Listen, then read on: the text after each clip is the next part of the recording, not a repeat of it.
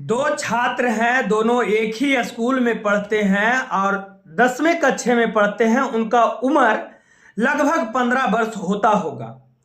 वो दोनों छात्र के बीच झगड़ा होता है और पूरा शहर उदयपुर धूं धूं कर जलने लगता है। कम से कम उदयपुर में 20 करोड़ का नुकसान। दो छात्रों के बीच झगड़ा सामुदायिक झगड़ा हो जाता है और 20 करोड़ का नुकसान उदयपुर को सहना पड़ता है। ये सच्ची नमस्कार, आदाब, सत श्री अकाल। मेरा नाम गौतम। ये सच्ची घटना राजस्थान का एक जिला पड़ता है। उस जिला का नाम उदयपुर है और जिले में एक थाना पड़ता है सूरजपोल। थाना क्षेत्र के इलाके में सूरजपोल थाना के क्षेत्र के इलाके में एक विद्यालय है। विद्यालय का नाम राजकीय उच्च माध्यमिक विद्यालय भटियानी चौहट्ठा। दोनों छात्र इसी स्कूल में पढ़ते हैं और दोनों छात्र एक दूसरे का दोस्त रहते हैं, साथी रहते हैं। और एक छात्र होमवर्क बना लेते हैं और दूसरे छात्र होमवर्क नहीं बनाते हैं।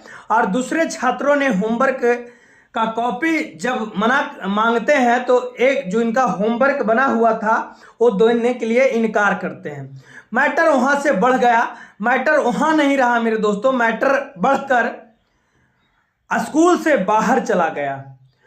और 2 से 3 दिन के बाद दोनों स्टूडेंट के बीच तनातनी तो था ही, तो दूसरे स्टूडेंट जिसका होमवर्क नहीं बना हुआ था वो स्टूडेंट गुस्साया, जिनका होमवर्क बना हुआ था उस पर गुस्सा था।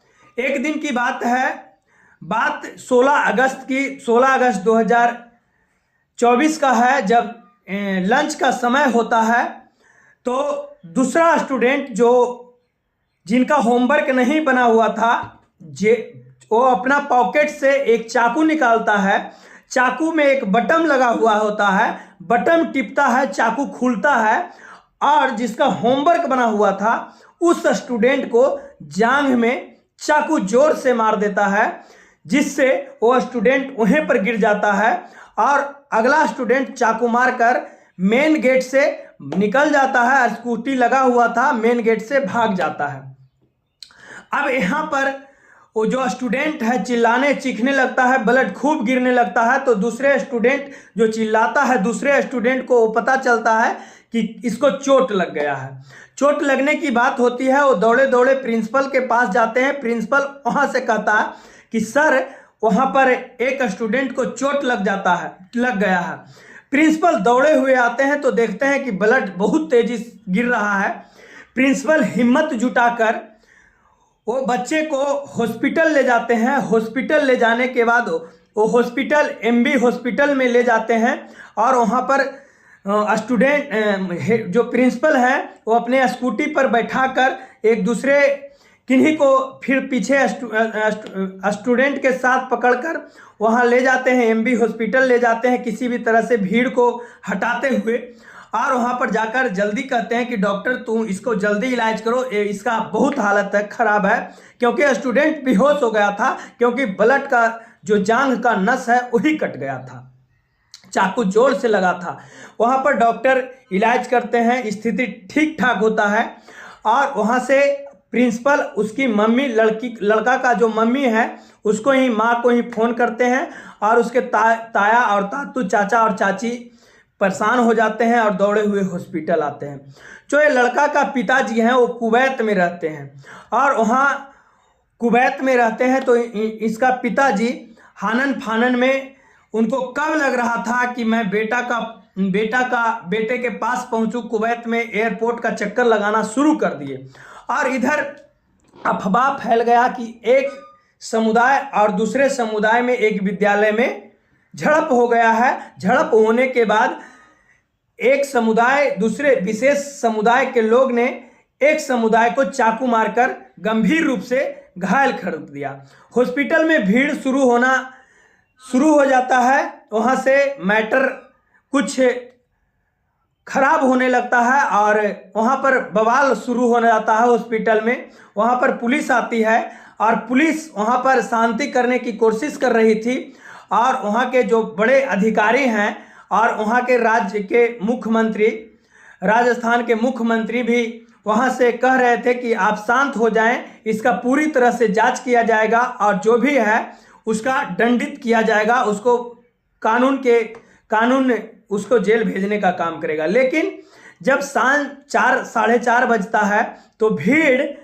ना कुछ देखता है, ना कुछ सोचता है, ना कुछ समझता है। रास्ते में जहाँ पर जो बड़े बड़े मार्केट हैं, वहाँ पर घंटा घर है, वहाँ पर तमाम हाथी चौक है, जहाँ पर वो बड़े बड़े जो वहाँ पर मार्केट हैं, वहाँ पर दुकान बंद कराना 4:30 बजे शुरू कर देता है। रक्षाबंधन का समय होता है, रक्षाबंधन में खरीदारी होना वहाँ शुरू होता है, लेकिन वहाँ से 4:30 बजे वहाँ पर एक बंद होता है, दुकान बंद करवा दिया जाता है। मैं बता देना चाहता हूं। और फिर क्या होता है, 4:30 बजे के बाद वहां के लोग जो भीड़ जुटाए हुए थे, वहां के लोग ना देखते हैं कि किसका गाड़ी है, क्या गाड़ी है, किसका मालिक कौन है, किसका कौन समुदाय के लोग हैं। वहां पर ज्वलनशील पदार्थ डालकर गाड़ी को कम से कम 20-30 गाड़ी को जलाकर फूंक कर राख कर देते हैं। यहाँ से पुलिस प्रशासन एक्शन में आती है और ये लोग का मांग था कि जो इसका हत्यारा है, जो इसका कातिल है, जो इसको इस तरह से आरोपी है, उसको घर डोजर चलना चाहिए। जिस प्रकार से उत्तर प्रदेश में डोजर का सिस्टम है, उसी प्रकार से डोजर चलने का ऐलान किया जा रहा था, मांग किया जा रहा था। लेकिन प्रशासन किसी भी तरह से कंट्रोल करने का काम किया। जो चाकू मारे थे वो बच्चे और उसके पिताजी को अरेस्ट कर लिया जाता है, उससे पूछताछ किया जाता है। और इधर नगर पालिका और वन विभाग के लोग मिलकर उससे जो जिस घर में ये रह रहे थे उस पर नोटिस साट दिया जाता है कि इस घर को जल्द से जल्द खाली कर दो 17 अगस्त को, नहीं तो इस पर कार्रवाई किया जाएगा।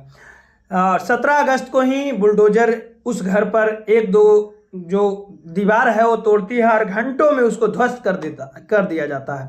अब सोशल मीडिया पर और उसके पिताजी बताते हैं जो जिस घर को तोड़ा गया है, जिस घर को तोड़े हैं बुलडोजर से, उस घर उस बच्चे का था ही नहीं, उस परिवार का था ही नहीं। अब इनको कुछ समझ में नहीं आता है और बताया जाता है कि ये घर अवैध रूप से बना हुआ था, इसीलिए इसको तोड़ा गया।